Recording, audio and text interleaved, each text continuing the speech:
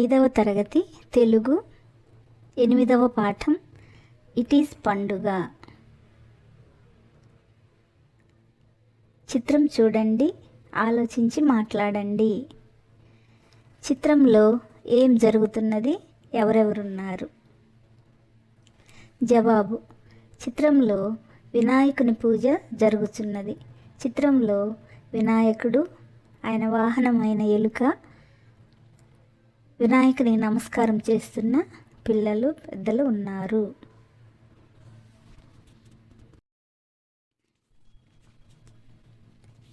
మీరు జరుపుకునే ఒక పండుగ గురించి చెప్పండి. జవాబు: మేము జరుపుకునే మొదటి పండుగ ఉగాది. ఈ ఉగాది తెలుగు నెలలో మొదటిదైన చైత్రమాసంలో వస్తుంది. చైత్ర శుద్ధ పాడ్యమి రోజు ఉగాది పండుగ జరుపుకుంటాము. ఈరోజు ఉగాది పచ్చడితో ప్రారంభిస్తాము. ఈ పచ్చడి తీపి, పులుపు, ఉప్పు, కారం, చేదు, వగరు అనే షడ్రుచుల సమ్మేళనం. బెల్లం, మామిడి ముక్కలు, వేపపూత, ఉప్పు, కారం, చెరకు ముక్కలు ఇలా ఎవరి అలవాట్ల ప్రకారం వారు కలిపి ఉదయాన్నే ప్రసాదంగా తింటాము. పండుగ రోజు కొత్త బట్టలు కట్టుకుంటాము. ఉగాది కవి సమ్మేళనాలు జరుగుతాయి. పంచాంగ శ్రవణం ప్రధానంగా జరుగుతుంది. గుడిలో అందరం పంచాంగ శ్రవణం చేస్తాము. ఈ విధంగా ఉగాది పండుగను జరుపుకుంటాము. కవి పరిచయం: గిడుగు వెంకట రామమూర్తి. జననం 29/8/1863, మరణం 22/1/1940. ఆధునిక తెలుగు భాష ప్రవక్త. ప్రజల జీవితానికి దూరంగా ఉన్న గ్రాంధిక భాష స్థానంలో ప్రజల వాడుక భాషకు పట్టం కట్టిన యోధుడు. తన జీవితకాలం వ్యావహారిక భాషా ఉద్యమానికి, గిరిజన విద్యాభివృద్ధికి కృషి చేశారు. సవరల కోసం సవర భాషా మాధ్యమంలో తొలి పాఠశాల నడిపారు. సవర పాటలు, కథలు సేకరించి సవర వాచకాలు రూపొందించారు. సవర ఇంగ్లీషు నిఘంటువును రూపొందించడమే కాక సవర భాషలో మౌలికమైన పరిశోధన చేశారు. సవరల కోసం సవర వ్యాకరణం రచించారు. భారతదేశంలోని తొలితరం మానవ శాస్త్రవేత్తలో ఒకరు. బాలకవి శరణ్యం, ఆంధ్ర పండిత బిషక్కుల భాషా భేషజం మొదలైన గ్రంథాలు రచించారు. ఈయన స్ఫూర్తికి అనుగుణంగా గిరిజనుల గురించిన పాఠ్యాంశాన్ని ఇక్కడ పొందుపరిచాం.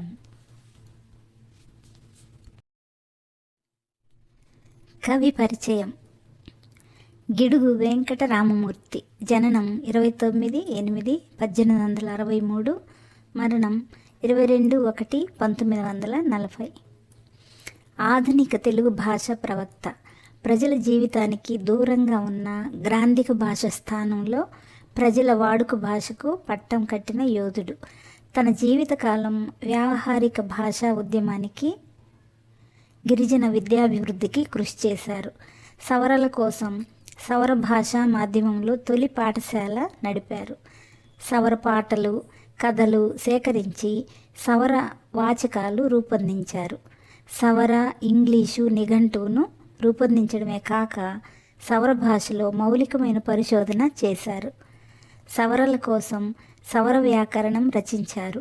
భారతదేశంలోని తొలితరం మానవ శాస్త్రవేత్తలో ఒకరు. బాలకవి శరణ్యం, ఆంధ్ర పండిత బిషక్కుల భాషా భేషజం మొదలైన గ్రంథాలు రచించారు.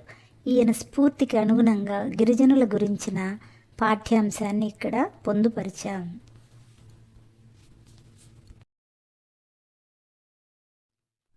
ఇట్ ఈస్ పండుగ. విజయవాడ నుండి క్రాంతి, అక్షయలు కుటుంబ సభ్యులతో కలిసి పాడేరు వచ్చారు. అక్కడ వాళ్ళ పెదనాన్న ఉద్యోగం చేస్తున్నారు. ఇంటికి వెళుతుంటే దారిలో డప్పులు, తుడుములు, కొమ్ముబోర మొదలైన వాయిద్య శబ్దాలు వినబడ్డాయి. క్రాంతి: పెదనాన్న, ఏమిటా సందడి? పెదనాన్న: వాళ్ళు ఇటీజ్ పండుగ చేసుకుంటున్నారు. దీనినే కొంతమంది గిరిజనులు విటీజ్ అని కూడా అంటారు.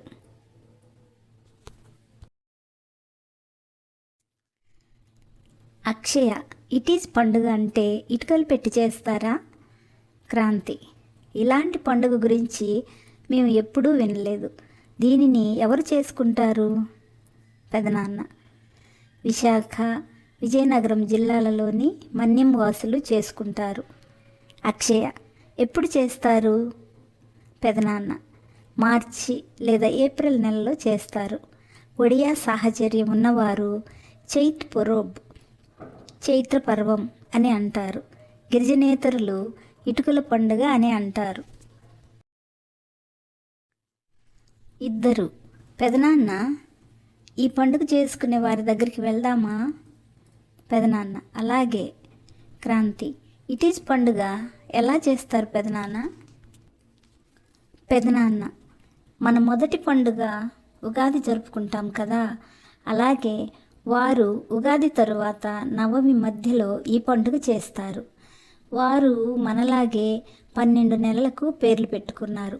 అందులో 4వది విటీజ్. ఈ నెలలో జరిపే పండుగ ఇటీజ్ పండుగ. వారి వెసులుబాటును అనుసరించి గ్రామస్తులు సమావేశం పెట్టుకుంటారు. తదుపరి శుక్రవారం చాటింపు వేస్తారు. ఆ తరువాతి శుక్రవారం నుండి పండుగ ప్రారంభం అవుతుంది. అక్షయ: అబ్బా, ఆ ఇంటి ముందు గోడలపైన ముగ్గులు, మామిడి ఆకు తోరణాలు ఎంత బాగున్నాయో. పెదనాన్న: పండుగ జరగడానికి ముందు ఇలా అలంకరించుకుంటారు. పండుగ రోజు మన రైతుల మాదిరిగానే నాగలి, మోకు, పలుపు తాళ్ళు, పార, కుంకి మొదలైన వ్యవసాయ పనిముట్లు కడిగి కుదురు దేవుని మూల దగ్గర పెట్టి పూజిస్తారు. క్రాంతి: పెదనాన్న, అదేంటి గిన్నెలలో ఒకరికొకరు ఏదో ఇచ్చిపుచ్చుకుంటున్నారు? పెదనాన్న: అవును క్రాంతి, మామిడికాయలను ఇంటికి తెచ్చి వాటిని ముక్కలుగా కోస్తారు. బియ్యంతో ఆ ముక్కలను కలిపి వండుతారు. దానిని బోనం అంటారు. ఆ బోనం నైవేద్యంగా దేవునికి సమర్పిస్తారు. తరువాత నైవేద్యం, అన్నం, కూరలు, వంటలు మొదలైనవి ఇరుగు పొరుగు వారు, బంధువులు ఒకరికొకరు ఇచ్చిపుచ్చుకుంటారు. అక్షయ: ఆ తర్వాత ఏం చేస్తారు పెదనాన్న? పెదనాన్న: 2వ రోజు రొడ్డ కనుసు చేస్తారు. క్రాంతి: రొడ్డ కనుస అంటే ఏమిటి? పెదనాన్న: రొడ్డ అంటే మామిడి, సీతాఫలం మొదలైన ఆకులు. కనుసు అంటే ఊరేగింపు. 2వ రోజు ఆకులు కట్టుకుంటారు. తలకు పక్షి ఈకలు కట్టుకుంటారు. ముఖంపై నలుపు, తెలుపు రంగులు చారలుగా పూసుకుంటారు. రంగులు, బూడిద కలిపిన నీరు వెదురుగొట్టాల్లో నింపి ఒకరిపై ఒకరు చల్లుకుంటారు. పనసకాయను జంతుతల ఆకారంగా చేస్తారు.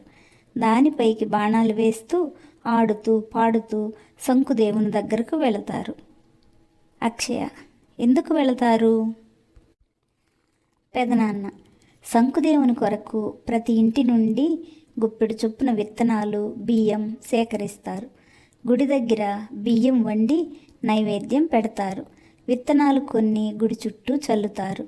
మిగిలిన విత్తనాలు వారం రోజుల తర్వాత ఇంటింటికి పంచుతారు. అవి వారి విత్తనాలలో కలుపుకుంటారు. క్రాంతి: భలే విచిత్రంగా ఉంది. ఆ తరువాత? పెదనాన్న: 3 నుండి 6 రోజుల్లో ఏదో ఒక రోజు గ్రామస్తులంతా వేటకు వెళతారు. వేటకు వెళ్ళని వారిని వరసైన వారు ఎగతాళి చేస్తారు. వేట సాధించిన వారికి ప్రత్యేక గౌరవం ఉంటుంది. అక్షయ: 7వ రోజు ఏం చేస్తారు? పెదనాన్న: చివరి రోజును మారు ఇటీజ్ లేక నూరు ఇటీజ్ అంటారు. ఆ రోజు దారికి అడ్డంగా వెదురు బొంగు కడతారు. వెదురు గొట్టాలతో వచ్చిపోయే వారిపై నీళ్లు చల్లుతారు. వెదురు కర్రకు తాళ్లను కట్టి ఊయలుగా చేసి ఊగుతారు. అక్షయ క్రాంతి. చాలా బాగుంది పెదనాన్న వీరి పండుగ. పెదనాన్న: అవును, మన రాష్ట్రంలో రాయలసీమలో కొన్ని పండుగలు, కోస్తాలో కొన్ని పండుగలు ప్రత్యేకంగా జరుపుకుంటారు. అలాగే గిరిజన ప్రాంతాలలో కూడా రకరకాల పండుగలు జరుపుకుంటారు. ఇవి వారి వారి సంస్కృతి సాంప్రదాయాలకు ప్రతీకలు. పదాలు, అర్థాలు. తుడుము గిరిజన వాయిద్య పరికరం. కొమ్ము బూర కొమ్ముతో తయారు చేసే బూర. సందడి పండుగలో అందరూ కలిసిమెలిసి తిరగడం. మొక్కుబడులు భగవంతుడికి చెల్లించే ముడుపులు. తోరణం గుమ్మాలకు మామిడాకులతో కట్టే దండ. కుదురు కుండలు కదలకుండా నిలిపే గుండ్రని అమరిక. హేళన ఎగతాళి. తింస కోయ గిరిజన నృత్యాలు. అటక చిన్న మిద్దె. రొడ్డ కనుసు గ్రామ ఊరేగింపు. పదాలు, అర్థాలు. తుడుము గిరిజన వాయిద్య పరికరం. కొమ్ము బూర కొమ్ముతో తయారు చేసే బూర. సందడి పండుగలో అందరూ కలిసిమెలిసి తిరగడం. మొక్కుబడులు భగవంతుడికి చెల్లించే ముడుపులు. తోరణం గుమ్మాలకు మామిడాకులతో కట్టే దండ. కుదురు కుండలు కదలకుండా నిలిపే గుండ్రని అమరిక. హేళన ఎగతాళి. తింస కోయ గిరిజన నృత్యాలు. అటక చిన్న మిద్దె. రొడ్డ కనుసు గ్రామ ఊరేగింపు. Thank you for watching. Please subscribe.